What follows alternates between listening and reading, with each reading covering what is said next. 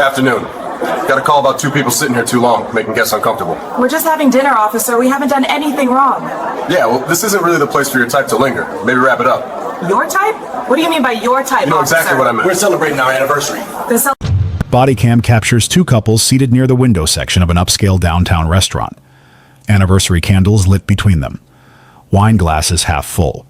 Soft jazz playing low through ceiling speakers. It's calm, elegant, normal. Until the restaurant's front doors swing open, and uniformed police step inside. The BODYCAM angle shifts slightly with each step the officer takes across the polished floor. Guests glance up. Servers slow mid-stride. Because police presence in a place like this always breaks atmosphere. And the camera records exactly where his eyes go first. Not to the host stand, not to management. Straight to one table. A black couple seated by the window. Early 30s. Dressed formal. Dinner plates in front of them. Barely touched. A folded anniversary card sits beside the candle centerpiece. The woman is smiling softly at something the man just said. He's holding her hand across the table. Quiet. Private. Celebratory. Until the officer stops beside them. BODYCAM tilts downward slightly, framing them seated. His hand rests near his duty belt. Authority posture before conversation even starts. Then he speaks. Flat tone. No greeting. No introduction. Afternoon, folks. We got a call about some people hanging around too long, making guests uncomfortable. The couple pause mid-conversation. Confusion replaces warmth instantly. The man looks up first. Calm. Respectful. We're just eating our lunch, officer. We haven't done anything wrong. The officer shifts his stance slightly. Camera shaking subtly with the movement. His eyes scan their table slowly. Plates. Glasses. Candle. Card. Then back to them. Yeah, well, he says. This isn't really the place for your type to linger. Silence lands hard. The woman's hand slowly lowers from the wine glass. The man's expression tightens. Not anger yet. Just awareness.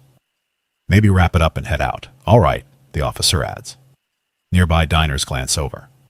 Because the phrase, your type doesn't hide inside quiet rooms. Before we go any further, comment where you're watching from. Let's see how far this documentary travels. The man sits back slightly in his chair. Still calm. Still controlled. But now fully alert to what's happening. Sir, he says evenly, we just ordered entrees. We're celebrating our anniversary. We're not hanging around. We're dining. The officer tilts his head faintly. Like the explanation doesn't matter. We've had complaints, he replies. From who? The woman asks quietly. He gestures vaguely around the restaurant. Guests. She glances around. No one is looking directly at them. Most diners have returned to their meals. A few are watching subtly. But no one appears disturbed. We've been here less than 40 minutes, she says. The officer shrugs. Still got a call. The man folds his napkin slowly on the table. Measured movements. Controlled breathing. Respectfully, officer. A call doesn't mean we've done anything wrong. The officer shifts his weight again. BODYCAM angle dips slightly as he leans closer to their table. Lower voice now. Sharper. Look, I'm trying to handle this politely. We are too, the man replies. Then let's not make it complicated, the officer says. His eyes move across the dining room again. Then back to them. This place has a certain atmosphere to maintain. There it is again. Not policy language. Social language. The woman speaks this time, calm but firmer. We're part of that atmosphere. We're paying customers. The officer exhales through his nose. Yeah, he says slowly. But some folks feel uncomfortable. Because we're eating? She asks. He doesn't answer directly. Instead, he says, You've been sitting here a while without much activity. The man gestures to their plates. We're waiting on our entrees. Or lingering, the officer replies. Silence again. But now tension is visible. Because diners nearby are definitely listening. A server approaches cautiously from behind the officer. Is there an issue here? She asks. The officer doesn't turn fully toward her. We're handling it. She hesitates. They've been wonderful guests, she says carefully. No disturbance at all. The officer finally glances back at her. Ma'am, you can step away. This is police business. She pauses, then nods reluctantly and steps back. But she doesn't go far, because even staff can feel when something is off. The officer returns his focus to the couple. Like I said, he continues, maybe it's best if you finish up and move along. The man shakes his head slightly. We're not being asked to leave because of time. The officer's jaw tightens faintly. Excuse me? We're being asked to leave because you think we don't belong here, the man says calmly. The woman places her hand lightly on his arm. Grounding. Supportive. The officer's tone hardens. You're putting words in my mouth. Then clarify yours, the man replies. Silence stretches because now diners are openly watching. Wine glasses pause midair. Forks hovering above plates. The officer leans closer again. Voice low but audible on BODYCAM audio. Let me be direct, he says. This isn't the kind of restaurant where people like you usually spend 3 hours at a table. The woman's eyes widen slightly. We haven't even been here an hour, she says. But the damage is already done. Because the phrase, people like you, lands heavier than policy ever could. The man sits forward now, still composed, but voice firmer. Officer, we're celebrating our anniversary. We reserved this table weeks ago. The officer straightens. Reservation under what name? Daniel Carter, the man replies. The officer stares at him, longer than necessary, then glances at the anniversary card on the table. Still unopened. Still private. Look, the officer says. I'm not here to argue. I'm here to resolve complaints. There is no complaint, the man replies. You keep saying that like you were the one who called it in, the officer snaps back. The woman exhales slowly. This is humiliating, she says quietly. The officer shrugs faintly. Wouldn't be if you just cooperated. With what? She asks. Leaving. We're not leaving, the man says calmly. Silence drops again, because refusal shifts the encounter. The officer's posture changes subtly, less conversational, more authoritative. His hand rests closer to his belt now, not aggressive, but suggestive of escalation if needed. You're refusing a lawful order, he asks. What law are we breaking? The man replies. No answer, just a stare, because there isn't one. A nearby diner whispers to another table. Phones begin lifting subtly. Not obvious yet, but recording has started. The BODYCAM captures the reflections of screens in the restaurant windows, because moments like this never stay private anymore. The officer speaks again, tone colder now.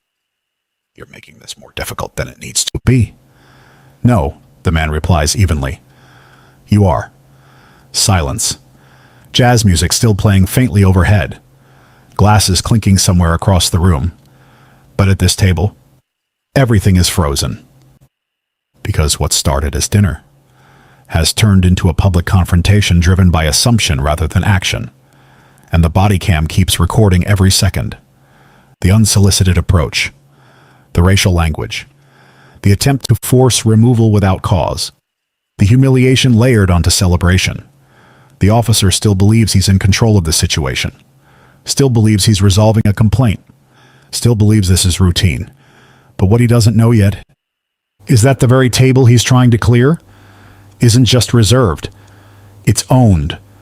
Because the man he's pressuring to leave his anniversary dinner is one of the restaurant's co-owners.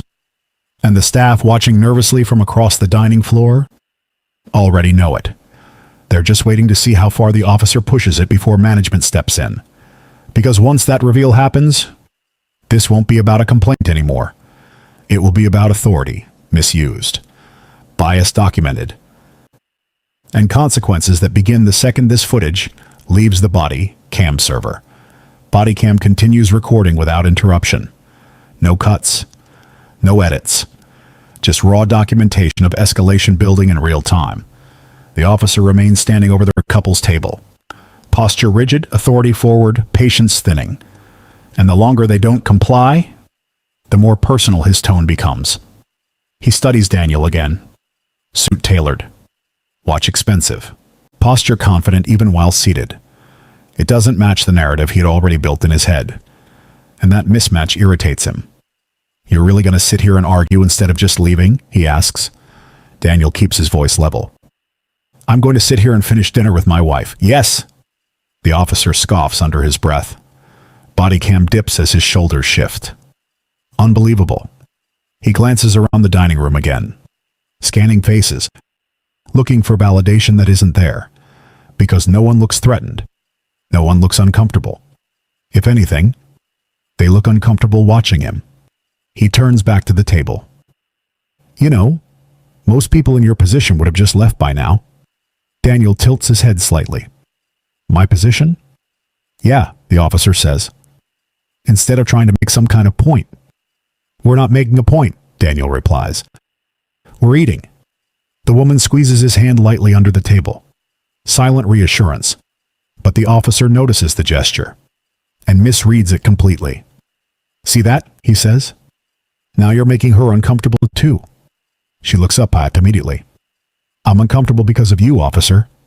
He smirks faintly. "Right." Then his voice lowers again. Sharper, more direct. "Let me save you some embarrassment." Silence. "Places like this run on the reputation," he continues.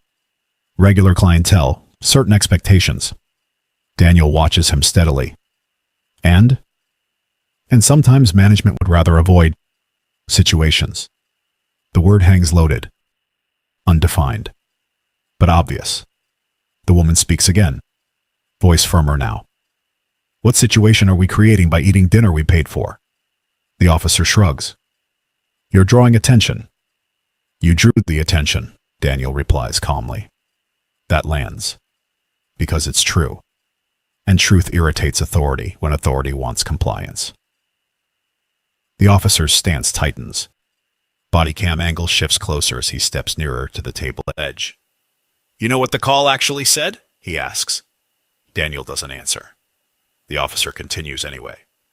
"They said there were two individuals who didn't look like they belonged, occupying a premium window table for hours." The woman's brows knit. "That's a lie." He shrugs again. Perception matters. Daniel leans back slowly in his chair. Measured. Controlled. "So someone called police because black people were dining near a window." The officer's jaw tightens. "You're twisting it." "No," Daniel replies. "I'm clarifying it." A few diners nearby exchange glances. Phones rise higher now. Not subtle anymore. Because tone has crossed from coded to documented. The officer notices the phones. And instead of de-escalating, he doubles down. "Go ahead and record," he says loudly. "Won't change the fact that you're being asked to leave." Daniel's voice remains even. "We're being told to leave, not asked." The officer points toward the exit. "Same result if you don't cooperate." The woman exhales slowly. "You're threatening us over dinner." "I'm enforcing a complaint," he replies. "Based on race," Daniel says flatly. The officer laughs once. Short. Dismissive. "Everything's about race with you people." Silence slams the table again. Because that phrase doesn't blur on audio. It stamps. Permanent. A server across the room freezes mid-step. Another guest audibly whispers, "Wow." But the officer keeps going. "If you spent less time playing victim and more time respecting establishments, situations like this wouldn't happen." Daniel studies him carefully now. Not angry. Observing. Documenting mentally the same way the BODYCAM is digitally. "We made a reservation," he says calmly. "We checked in, we ordered, we paid a deposit for this table." The officer tilts his head. "Says who?" Daniel gestures subtly toward the host stand. "Your problem isn't with our reservation. It's with us sitting in it." The officer leans closer again, voice dropping low, but still caught clearly on BODYCAM audio. "You know what my problem is?" Daniel doesn't respond. The officer answers himself. "My problem is people who think dressing nice gives them access to spaces they didn't earn." The woman's eyes widen slightly. "Excuse me?" You heard me. Daniel's posture shifts for the first time. Not aggressive, but upright. Grounded. You're out of line. The officer straightens immediately. No. You're out of place. Gasps ripple quietly across nearby tables. Because now the racism isn't implied. It's declared. And recorded. Daniel glances around the dining room slowly, taking in the witnesses. The staff frozen in uncertainty. Then he looks back at the officer. Still calm. Still controlled. Officer, I'm going to say this once. The officer folds his arms. Go ahead. We are not leaving. Silence again. He nods faintly to himself. Like he expected that answer. Then he reaches for his radio. BODYCAM angle tilts as his arm lifts. Dispatch.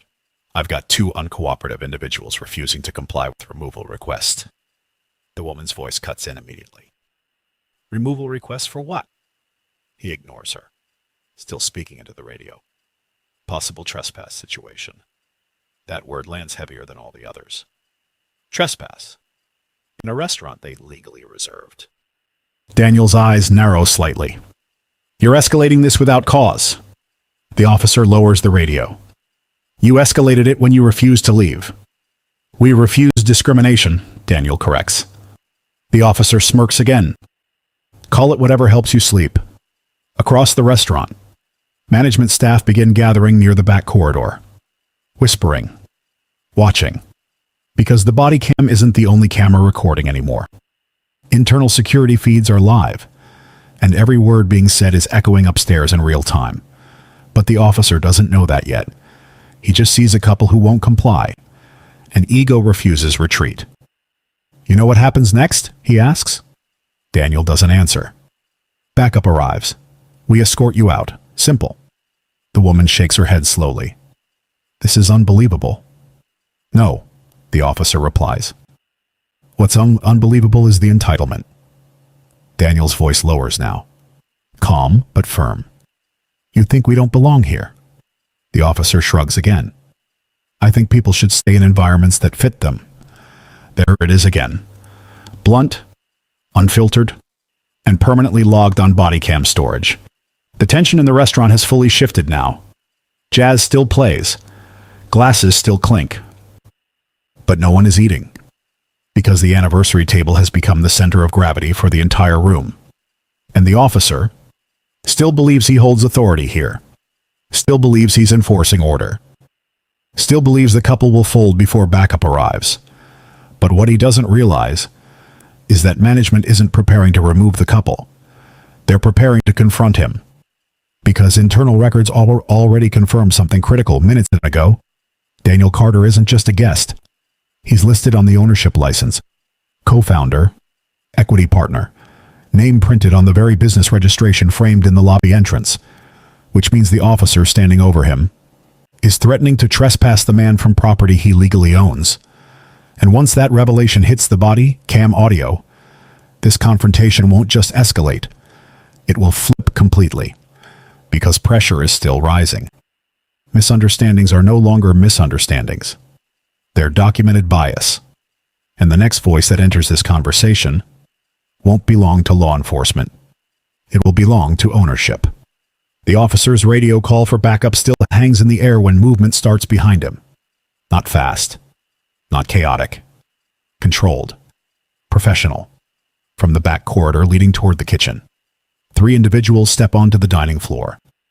A floor manager, the restaurant's general manager, and a suited executive holding a tablet. Staff across the room subtly straightens as they approach, because leadership presence inside the dining area never happens casually. The officer hears the footsteps and turns slightly. BODYCAM angle pivots with him. The general manager speaks first. Calm but firm. Officer, is there a problem here? He gestures casually toward Daniel and his wife. Yeah, we received complaints about them lingering and making guests uncomfortable. They're refusing to leave. Silence follows that statement. But not from uncertainty. From restraint. Because the staff standing behind the officer already know what to do. He doesn't. The suited executive glances down at the tablet briefly. then back at Daniel. Recognition. Immediate. He steps forward. "Mr. Carter," he says respectfully. "Apologies for the interruption." The officer's head turns sharply. BODYCAM catches the shift. "Wait, you know him?" he asks. The executive looks at him evenly. "Yes." Pause. Then calmly. "He's one of the owners." Silence detonates across the dining room. Glasses freeze midair. Forks stop moving. Even the jazz music suddenly feels too loud in the background. The officer blinks once, like the sentence didn't register. "Owner?" he repeats. The general manager nods. "Co-founder. Equity partner. His name is on the business license." BODYCAM dips slightly as the officer looks back at Daniel. Really looks this time. Suit? Watch. Composure. Confidence. Everything he dismissed earlier, now it reframes itself instantly. Daniel doesn't speak right away. He just holds eye contact. Calm. Steady. In control. The officer clears his throat slightly.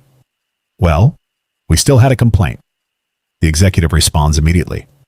"No guest filed a complaint." That lands heavier, because it removes his last procedural cover. The floor manager adds quietly. "The call came from an anonymous outside number. We're reviewing it now." The officer's posture shifts. Less dominant. More defensive. He gestures vaguely. "They were occupying a premium table for hours." "They've been here 43 minutes, the manager cuts in. Tablet screen still lit. Timestamp visible. Verified. Silence wraps tighter now, because every justification he offered is dissolving one by one. Daniel finally speaks. Voice calm. Measured. "Officer, you tried to remove me from a restaurant I co-own." No anger, no raised tone. Just fact. The officer exhales slowly. "Well, that information wasn't available to me." Daniel tilts his head slightly. "It shouldn't have mattered." That lands harder than anything else said so far, because ownership isn't the issue. Bias is. The executive steps forward another half pace. Professional, but firm. BODYCAM footage will need to be preserved for corporate and legal review. The officer's jaw tightens faintly, because now he understands. This isn't ending inside the restaurant. Daniel continues calmly. "You approached us without cause." Pause. "You use racial language." Another pause. "You attempted unlawful removal." The officer doesn't interrupt, because there's nothing to argue. The audio recorded it all. Around them, diners begin whispering again.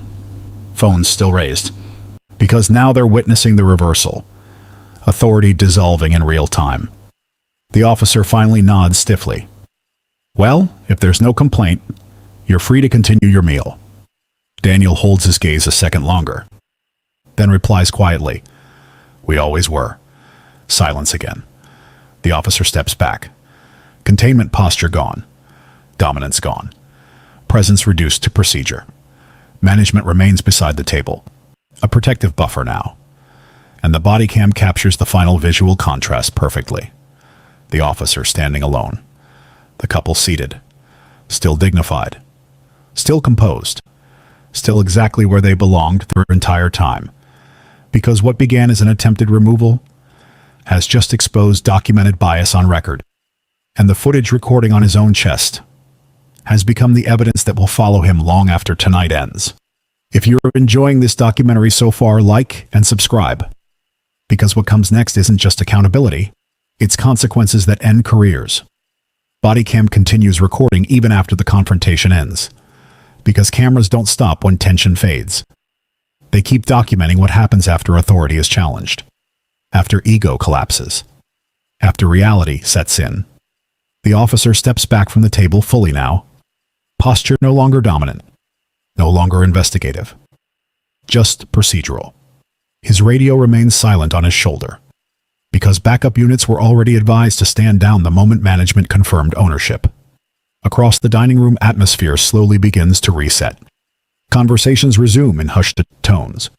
Servers start moving again, though more carefully now, because everyone understands they just witnessed something serious. Not loud, but significant. The general manager remains beside Daniel and his wife. Professional, respectful, protective. Mr. Carter, Mrs. Carter, we sincerely apologize for this disruption, he says. Daniel nods once, calm as before, but firmer now.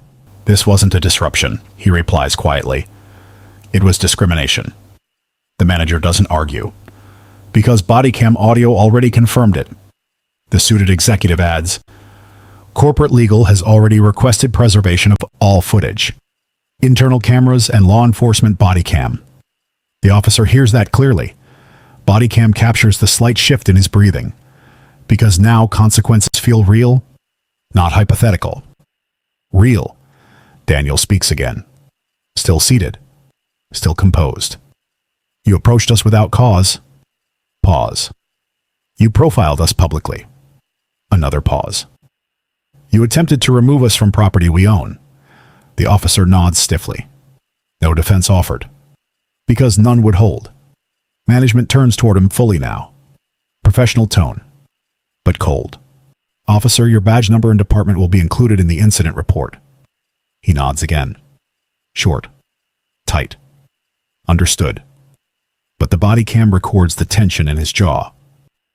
Because reports mean review. Review means scrutiny. Scrutiny means discipline. Within 24 hours, the footage is formally logged. Not just the officer's BODYCAM. Restaurant surveillance, dining floor audio. Host stand records, reservation logs, anonymous call trace. All of it compiled into one incident file. Because when civil liability is possible, documentation becomes armor. Internal Affairs opens an inquiry within 3 days.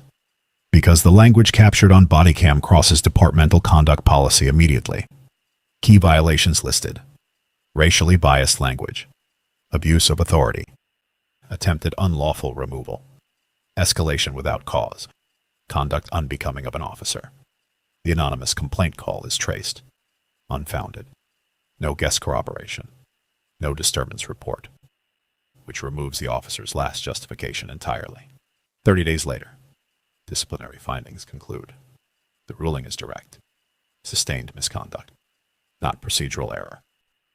Bias-driven conduct. Penalty outcome. Immediate suspension without pay. Mandatory civil rights. Retraining. Psychological fitness review. Probationary reinstatement pending final board approval. But it doesn't stop there. Because BODYCAM footage doesn't stay internal anymore.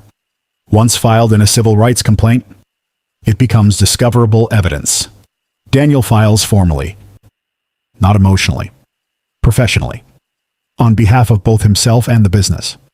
Claims include wrongful targeting, civil rights violation, public defamation, interference with business operations, emotional distress inflicted on patrons.